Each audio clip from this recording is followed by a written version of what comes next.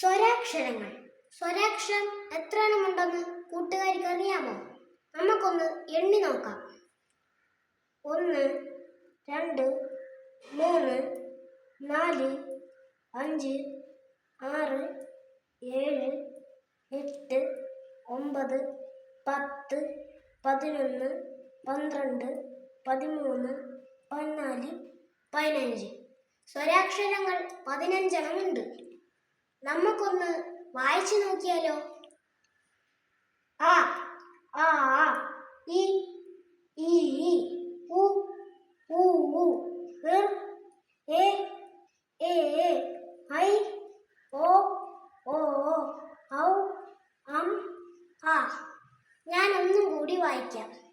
ആ, ഇ, ഉ, ഋ, A, I,